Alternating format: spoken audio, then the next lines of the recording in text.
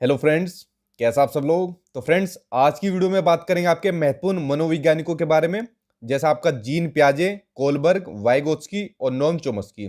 देखिए, चार ऐसे मनोवैज्ञानिक हैं जो आपके एग्जाम में कंफर्म पूछा जाता है, आपका एक एक नंबर इन सभी से। यानी कुल मिला के आपके लगभग 5 नंबर आज की वीडियो से आपके पक्के हो जाएंगे। क्योंकि जो आपका सी टेट का एग्जाम हुआ, चाहे आपका कोई भी आपका टेट एग्जाम हो, लाइक आपका यूपी टेट हो, एच टेट हो, रीट हो, चाहे आपकी वैकेंसी हो टीचिंग से संबंधित, वहां भी इन मनोवैज्ञानिक से संबंधित क्वेश्चन आंसर आपके पेपर में जरूर पूछे जाते हैं। ठीक है, तो इसलिए बहुत ही महत्वपूर्ण वीडियो होने वाली है आज आप सभी की, क्योंकि ये चारों मनोवैज्ञानिकों के बारे में मैं आपको बता दूंगा। चाहे आपने आज तक इनके बारे में पढ़ा होगा तो भी वीडियो को देखना, जिससे आपकी प्रैक्टिस हो जाए, और अगर बिल्कुल भी नहीं पढ़ा तो इस वीडियो को देख लेना। इन चारों मनोवैज्ञानिकों के जितने भी कंसेप्ट है आज मैं आपके क्लियर करा दूंगा। साथ ही चैनल को सब्सक्राइब कर लेना, क्योंकि जितना भी आपका सीटेट और टेट का सिलेबस है वो मैं अपने यूट्यूब चैनल पर बस आपको पूरा कराने वाला हूं, इसलिए चैनल सब्सक्राइब कर लेना। उसके अलावा ये मेरे व्हाट्सअप नंबर दिया हुआ है, ये मेरे सीटेट के नोट्स ले लेना। सीटेट का अगर एग्जाम आपको पास करना है अच्छे नंबर से, ये नोट्स आपके लिए काफी है। कोई भी बुक आपको अलग से परचेज नहीं करनी, ना ही अलग से कुछ आपको खरीदने की जरूरत पड़ेगी, क्योंकि सारा मटेरियल आपको इन्हीं के अंदर मिल जाएगा। ठीक है, इनसे आपका सीटेट का एग्जाम 100% पास होगा, इतना मुझे पूरा भरोसा है, बल्कि ज्यादा नंबर से होगा।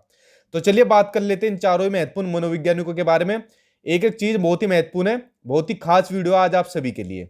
देखिए, पहले तो इनके बारे में जान लेते हैं, देन उसके बाद में स्टार्ट करूंगा, क्योंकि यही से आपके एक दो क्वेश्चन आपको एग्जाम में मिल जाएंगे। चारों ही मनोवैज्ञानिक आपको अपनी स्क्रीन पर दिख रहे हैं। जो जीन पियाजे थे वो आपके स्विट्जरलैंड के वैज्ञानिक थे, जिन्होंने संज्ञानात्मक विकास का सिद्धांत यानी कोग्निटिव डेवलपमेंट थ्योरी दी थी। ये किस देश के निवासी थे और उनके अलावा इन्होंने किस सिद्धांत का प्रतिपादन किया था, यह आपके एग्जाम में एक नंबर का क्वेश्चन जरूर पूछा जाता है। तो इसलिए मैंने सभी के देश और सभी के सिद्धांत लिख दिए। दूसरे नंबर पर आपके कोलबर्ग, ये अमेरिका के थे और इन्होंने नैतिक विकास का सिद्धांत यानी मोरल डेवलपमेंट थ्योरी दी थी। उसके अलावा तीसरे पर आपके वाइगोत्स्की, ये रूस के थे और इन्होंने सामाजिक सांस्कृतिक सिद्धांत यानी सोशो कल्चरल थ्योरी दी थी। उसके अलावा आपके नोम चोम्स्की, ये आपके अमेरिका थे, जो भाषा विकास से संबंधित है, और आपकी जो लैंग्वेज होती है, जैसे आपका हिंदी, इंग्लिश, संस्कृत या जो भी लैंग्वेज हो, उसमें आपका एक एक नंबर आपके हर लैंग्वेज में आता है नोम चोम्स्की का क्वेश्चन। तो चारों ही मनोवैज्ञानिक है, इनके देश के नाम मैंने आपको बता दिया, किस देश के निवासी थे और कौन कौन सा सिद्धांत इन्होंने दिया था। ये हो गई सबसे महत्वपूर्ण बात जो इनसे संबंधित थी। अब बात करते हैं इनसे संबंधित वो इंपोर्टेंट क्वेश्चन आंसर जो आपके एग्जाम में हर बार रिपीट होते रहते हैं और बार बार ये क्वेश्चन आपको घुमा फिरा के मिलते हैं। और चलिए मैं आपका एक टेस्ट भी ले लेता हूं, देखता हूं आपको कितना स्कोर आता है। तो आज की वीडियो आप लोग एक टेस्ट के रूप में लेना और वीडियो के एंड में देखना आपने कितना स्कोर किया है और कितने नए क्वेश्चन आपको देखने को मिले हैं आज की वीडियो के थ्रू। तो चलिए देखते हैं। पहला, कि according to Chomsky which statement is correct, कि चोम्स्की के अनुसार कौन सा कथन सही है।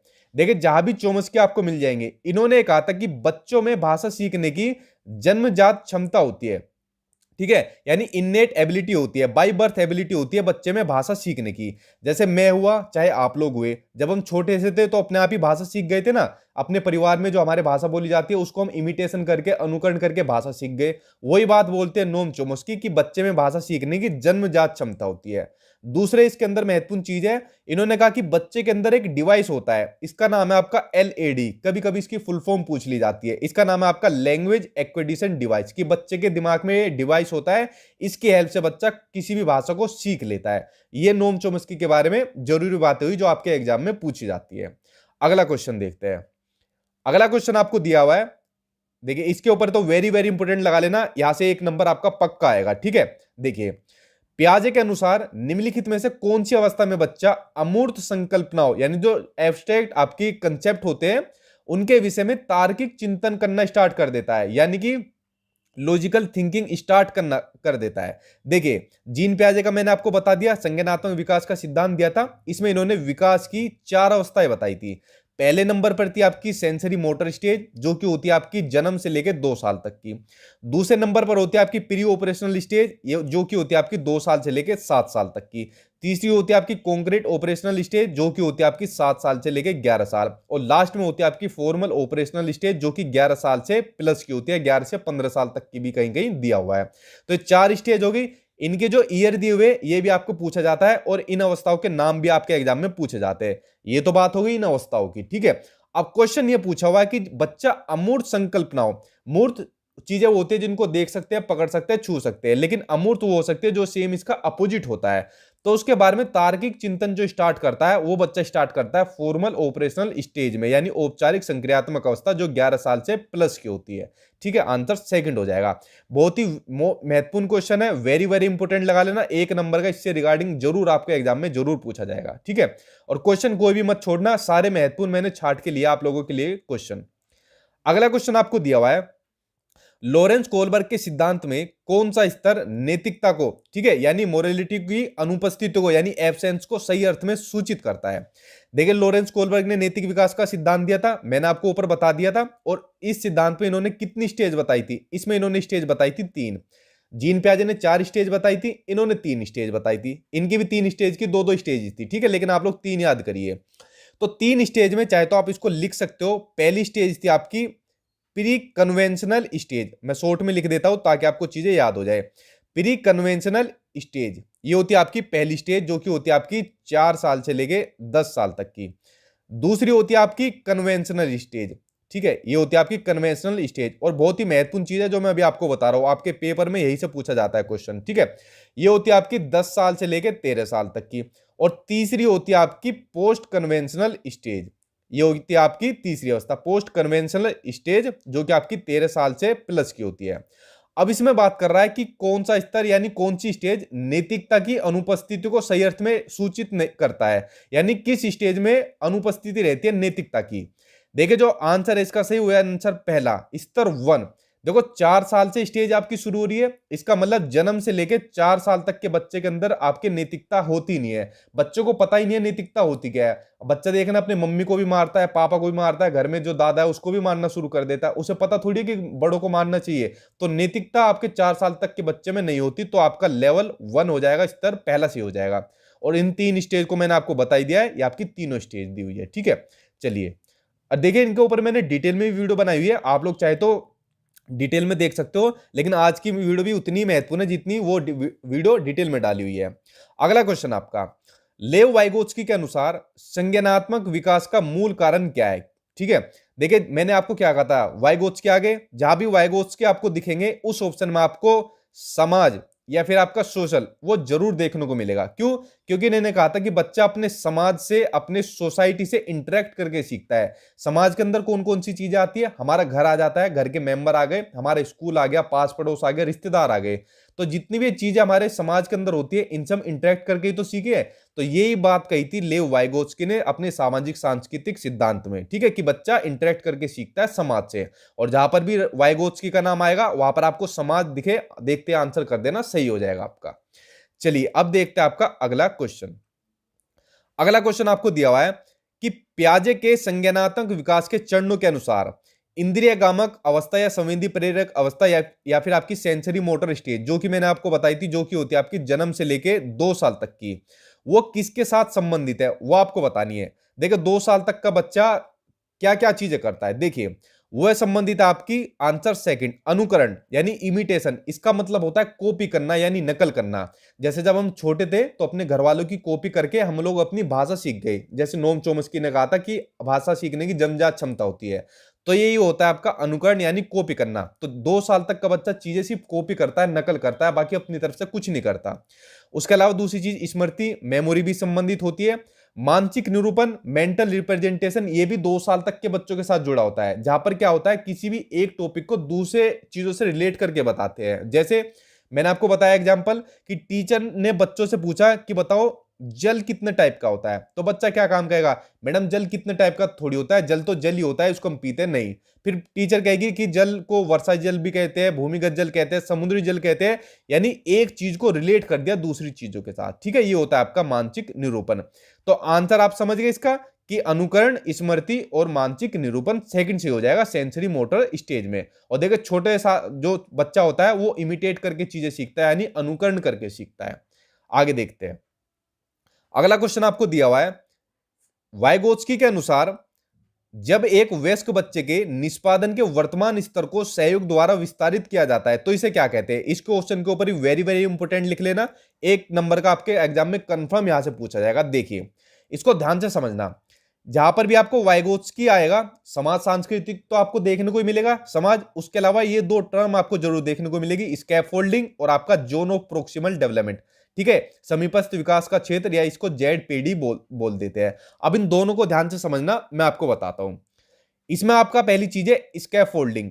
स्कैफोल्डिंग को क्या बोलते हैं? स्कैफोल्डिंग को बोलते हैं टेम्परेरी सपोर्ट, चाहे तो आप इसको लिख सकते हो टेम्परेरी सपोर्ट या फिर टेम्परेरी हेल्प। जैसे हम छोटे थे, तो जब हम छोटे से थे तो साइकिल चलाते थे हम, तो जब साइकिल हमसे चलती नहीं थी तो हमारे कौन सपोर्ट करता था? जो हमारे बड़े बहन भाई थे, हमारे मम्मी पापा थे, या चाचा ताऊ थे, तो हमारी हेल्प करते थे हमारी साइकिल चलाने में। तो क्या देते थे वो हमें? वो देते थे हमें टेम्परेरी हेल्प या टेम्परेरी सपोर्ट। ये कहा जाता है आपका स्कैफोल्डिंग। आंसर भी आपका तीसरा ही सही है कि जब बच्चे के निष्पादन के वर्तमान स्तर को सहयोग द्वारा, ठीक है, वही मैंने कही ना, टेम्परेरी सपोर्ट द्वारा विस्तारित उसको किया जाता है, तो वो होती है आपकी स्कैफोल्डिंग। इसको आप समझ गए साइकिल वाले एग्जांपल से। दूसरी इसके अंदर एक और टर्म है आपकी जोन ऑफ प्रोक्सिमल डेवलपमेंट। ये क्या होता है? जो वास्तविक विकास का स्तर होता है और जो संभावित विकास का स्तर होता है, उसके डिफरेंस को यानी अंतर को बोलते हैं। जैसे कि भाई आपका वास्तविक विकास है इतना 80 नंबर का, भाई सीटेट में या टेट में आपको 90 नंबर चाहिए पास होने के लिए, लेकिन आप लोग लाते हो मान लीजिए 80, 81, 81, 82, 83 इतने तक ले आए। तो ये तो हो गया आपका वास्तविक विकास।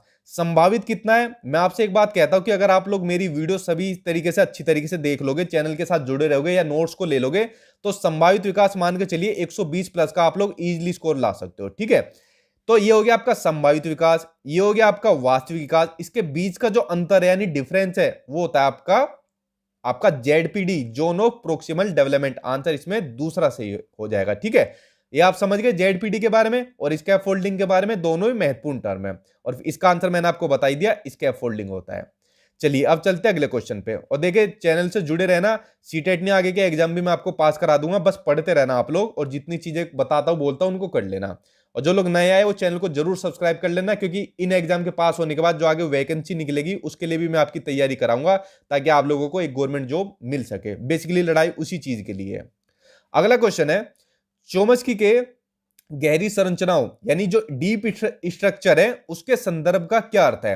देखो नोम चोम्स्की आगे मैंने क्या कहा था कि बच्चे में भाषा सीखने की जन्मजात क्षमता होती है, ये इन्होंने कहा था। एक एलईडी डिवाइस कहा था, और जहां पर भी नोम चोम्स्की देखने को मिलेंगे वहां आपको सार्वभौमिक व्याकरण या फिर यूनिवर्सल ग्रामर, या फिर एक और नाम इसका कहीं कहीं देखने को मिलता है, इसको भी लिख लेना, स्ट्रक्चरल ग्रामर, इसको भी लिख लो। ठीक है, ये वर्ड आपको जरूर देखने को मिलेंगे जहां भी नोम चोम्स्की का आपको मतलब देखने को मिलेगा। जहां पर भी आपको देखने को मिले यूनिवर्सल ग्रामर, स्ट्रक्चरल ग्रामर या फिर सार्वभौमिक व्याकरण, देखते आंसर उसके ऊपर ऑप्शन पे लगा देना, आपका सही होगा। ठीक है, यही आपके ऑप्शन में दिया हुआ है कि सार्वभौमिक व्याकरण सभी भाषाओं और मानव मस्तिष्क की एक जन्मजात क्षमता के अनुरूप अंतर्निहित होते हैं। जन्मजात क्षमता भी आ गई। ठीक है, चलिए अब देखते हैं आपका अगला क्वेश्चन।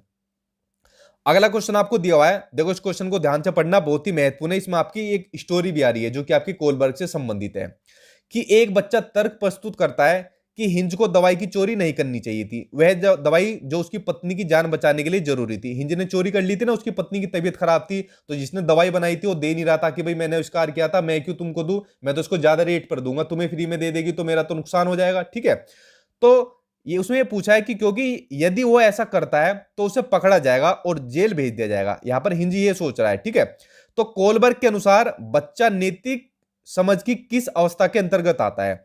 देखिए यहां पर क्या सोच रहा है बच्चा, कि अगर उसने हिंज ने चोरी की तो उसको जेल में जाना पड़ेगा, और जो आपकी स्टेज मैंने आपको बताई थी प्री कन्वेंशनल स्टेज, 4 साल से लेकर 10 साल तक का बच्चा, उसी की आपकी एक सब स्टेज होती है दंड एवं आज्ञा पालन अभिविन्यास। ठीक है, इसमें बच्चा की जो नैतिकता होती है वो आपकी सजा पर या फिर आपके आज्ञा पालन पर निर्भर होती है, आधारित होती है। कि जब हिंज ने चोरी की तो बच्चे ने सोचा कि अगर वह चोरी करेगा तो उसको क्या मिलेगी, उसको सजा मिलेगी। ठीक है, तो आंसर इसमें आपका सी हो जाएगा, फोर्थ हो जाएगा। ये आपकी प्री कन्वेंशनल स्टेज की एक सब स्टेज है। चलिए अब देखते हैं अगला क्वेश्चन। अगला क्वेश्चन आपको कि पियाजे के अनुसार विशिष्ट मनोवैज्ञानिक संरचनाओं यानी अनुभव से सही अर्थ निकालने के व्यवस्थित तरीकों को क्या कहा जाता है? तो देखो इसको कहा जाता है स्कीमा। ठीक है, अब स्कीमा के बारे में महत्वपूर्ण चीज है जो आपको क्वेश्चन में बता दी। अब स्कीमा को आप लोग ऐसे समझ सकते हो कि वो एक्टिविटीज जो हमारे माइंड द्वारा हमारी बॉडी करती है। जैसे अभी आप लोगों ने क्या काम किया होगा, अभी आप लोगों के हाथ में अपना एक मोबाइल होगा, इस मोबाइल में आप लोग मेरी वीडियो देख रहे हो। अब आपके माइंड में क्या चीज चल रही है कि अपने हाथ से आपने मोबाइल को पकड़ा हुआ है। अगर अपने माइंड में ये चीज नहीं होगी तो मोबाइल छूट जाएगा आपके हाथ से, या फिर जैसे मान लीजिए आपकी तरफ को कोई बॉल फेंके कि ले पकड़ो, तो आप बॉल को अगर माइंड के अकॉर्डिंग हमारे हाथ पैर सही चलेंगे तो हम लोग क्या काम करेंगे, बॉल को पकड़ लेंगे, वरना तो हमारे सर पर ही आके लगेगी। ठीक है, तो यही होता है आपका स्कीमा कि वो एक्टिविटी जो हमारे माइंड द्वारा हमारी बॉडी करती है। ठीक है, या क्वेश्चन में जो आपको चीज दी हुई है ये आपका स्कीमा, और स्कीमा किससे संबंधित है, आपके जीन पियाजे से। चलिए अब देखते हैं अगला क्वेश्चन।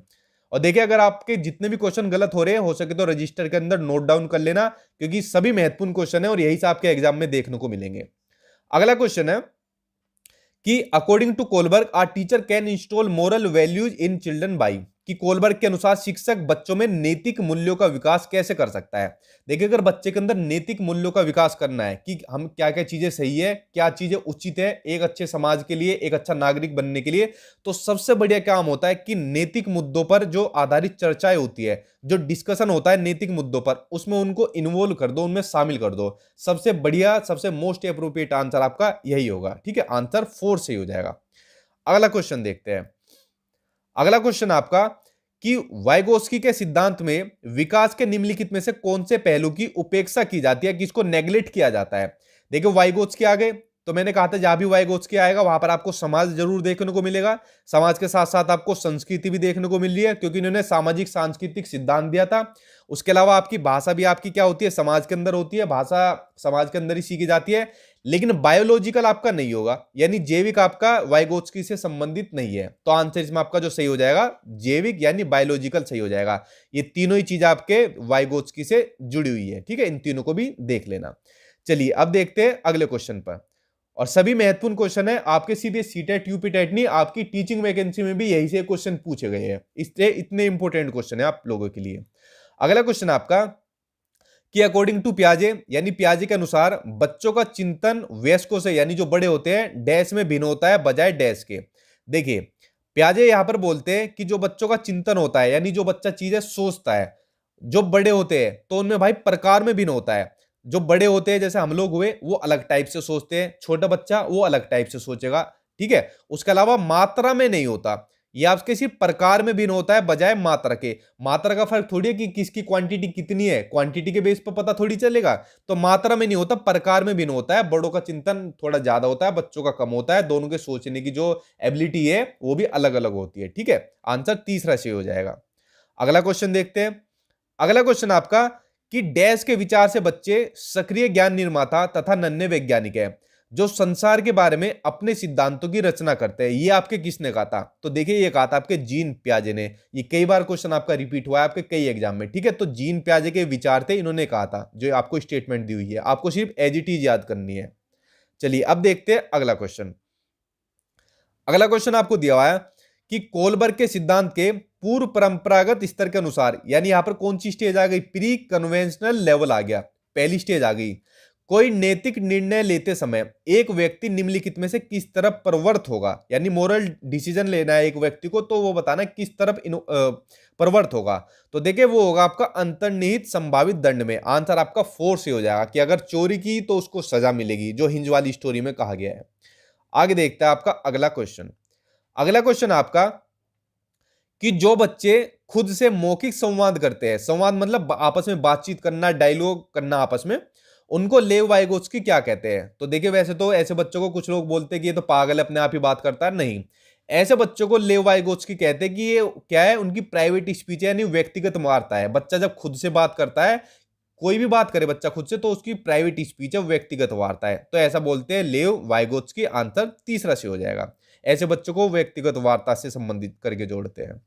अगला क्वेश्चन आपका, पियाजे तथा वाइगोत्स्की के अनुसार एक रचनात्मक कक्षा कक्ष में अधिगम क्या है। ठीक है, यानी जो आपका एक कंस्ट्रक्टिविस्ट क्लासरूम है, रचनात्मक कक्षा कक्ष, उसमें आपको पूछा है जो लर्निंग होती है यानी अधिगम होता है वो क्या होता है। तो देखिए आंसर है इसमें आपका 4 कि शिक्षार्थियों द्वारा स्वयं सर्जित किया जाता है, यानी खुद से क्रिएट किया जाता है, जो एक सक्रिय भूमिका निभाते हैं। ठीक है, एक एक्टिव रोल निभाते हैं। आंसर इसमें आपका 4 से हो जाएगा। इन दोनों ही मनोवैज्ञानिक के अनुसार ये आपका रचनात्मक कक्षा कक्ष में अधिगम के बारे में चीज है। अगला क्वेश्चन देखते हैं। अगला क्वेश्चन आपका कि किसी वस्तु के स्थायित्व की अवधारणा, यानी यहां पर बात हो रही है ऑब्जेक्ट परमानेंस की, पियाजे के विकास के किस चरण में होता है। पहले तो आप जान लीजिए ऑब्जेक्ट परमानेंस यानी जो आपका वस्तु स्थायित्व होता है किसको बोलते हैं। मैंने क्या कहा था, इस जब बच्चा किसी चीज को अपने सेंसरी ऑर्गन से के माध्यम से ढूंढ लेता है। जैसे मान लीजिए आप एक काम करना, एक तकिया लेना, इस तकिए के पीछे आप मोबाइल छुपा देना अपना, तो बच्चा अपने सेंसरी ऑर्गन, कौन कौन से सेंसरी ऑर्गन्स होते हैं, आंख, नाक, कान, जीभ और आपकी स्किन, ये 5 सेंसरी ऑर्गन मैंने आपको बताया था। इनकी हेल्प से बच्चा तकिए के पीछे या कहीं पे भी मोबाइल छुपा दो, आप बच्चा उसको ढूंढ लेगा। तो यही होता है आपका ऑब्जेक्ट परमानेंस। और देखिए यहां पर सेंसरी ऑर्गन्स की बात आ गई कि इनके माध्यम से बच्चा ढूंढ रहा है, तो आपकी स्टेज कौन सी हो जाएगी, सेंसरी मोटर स्टेज, यानी संवेदीगामक अवस्था, जो कि होती है आपकी जन्म से लेके 2 साल तक की, जिसमें बच्चा जितनी भी चीजें सीखता है करता है अपने सेंसरी ऑर्गन के माध्यम से, यानी ज्ञानेंद्रियों के माध्यम से सीखता है। तो देखिए फ्रेंड्स, जितने भी महत्वपूर्ण क्वेश्चन आंसर थे इन चारों मनोवैज्ञानिक से संबंधित, वो मैंने आज की वीडियो के अंदर इंक्लूड कर दिए। कुछ और क्वेश्चन आपके जो मुझे लगते हैं मैं एक और वीडियो में अपलोड कर दूंगा। साथ ही और बाकी के जितने भी आपके मनोवैज्ञानिक बच्चे हैं जो आपके एग्जाम में पूछे जाते हैं, उनकी भी मैं ऐसे डिटेल में वीडियो बनाऊंगा। तो उसके लिए चैनल को सब्सक्राइब कर लेना आप लोग, ताकि आपको उन मनोवैज्ञानिक के बारे में मैं आपको ऐसी चीजें डिटेल में बता सकूं। वरना जो मैंने नोट्स बनाए हैं उसमें तो सारी चीजें डिटेल में बनाई हुई है, आपका सीटेट का एग्जाम 100% उनसे पास हो जाएगा। आई होप आपको वीडियो पसंद आई होगी। जल्दी मिलेंगे दूसरे वीडियो के साथ। Thank you.